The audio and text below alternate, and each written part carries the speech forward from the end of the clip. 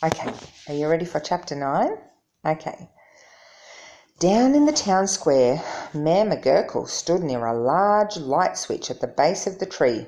"Let's begin the countdown," he called out. "Ready, everyone? Count with me." As he spoke, the Grinch sailed through the air, rapidly descending from Mount Crumpet. Like a missile, he headed straight towards the Christmas tree, along the path he'd calculated for the giant snowball. "Whoa!" he screamed. But no one in Whoville heard him. They were too busy counting down to the big moment when the lights would go on. 10, they all shouted together. In the sky, the Grinch frantically waved his arms and legs, trying to change his course. It didn't work. 9, shouted all the Whos. Scrunch! The Grinch flew into the top of the massive tree. "Ah!" he shrieked as he fell down through the branches and decorations, getting tangled up in tinsel and strings of lights.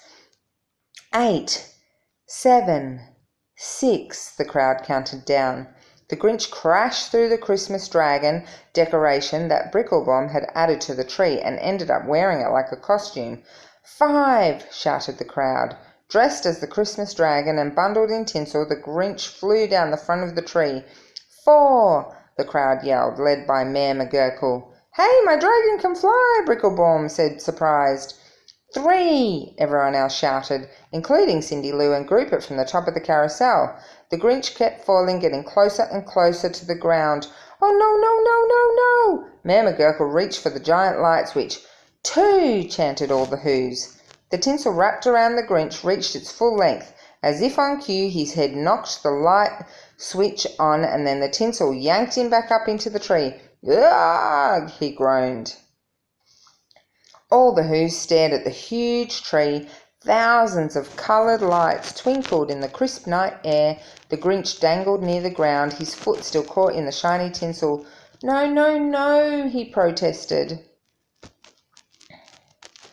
"Oh, the tree's beautiful," Bricklebomb said, his face lighting up in the warm glow of the lights. Up in the carousel, Cindy Lou and Groupit gazed at the tree, awestruck by its magnificence. "Wow," Cindy Lou said. "Whoa," Groupit said at the exact same moment. Mayor McGurkle raised his hand towards it. "There it is," he said, "the most beautiful tree Whoville has ever seen. Everyone have a wonderful Christmas season." Whump!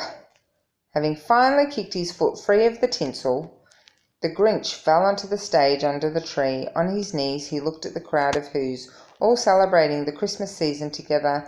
His plan had failed, and now he was in the very last place he wanted to be. He had to get out. He slipped into the crowd, moving in the opposite direction from most of the Whos, like a fish swimming upstream. "No," he said to himself.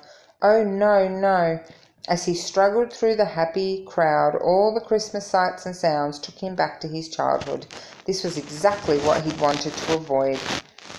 Before he could stop it, the memory of one terrible Christmas long ago came crashing in as though it was all happening again. He was just a small boy, standing alone in the Whoville village, staring out through the window. He could see all the little Whos, the ones with mums and dads, standing around that year's tree, smiling up at the lights and the decorations. He walked away from the window and down an empty hallway. He imagined a beautiful tree inside the orphanage, a tree decorated with bright-coloured lights and surrounded by lots and lots of presents. Then the vision faded. There was no tree. There were no presents. When it came to the young Grinch, nobody cared.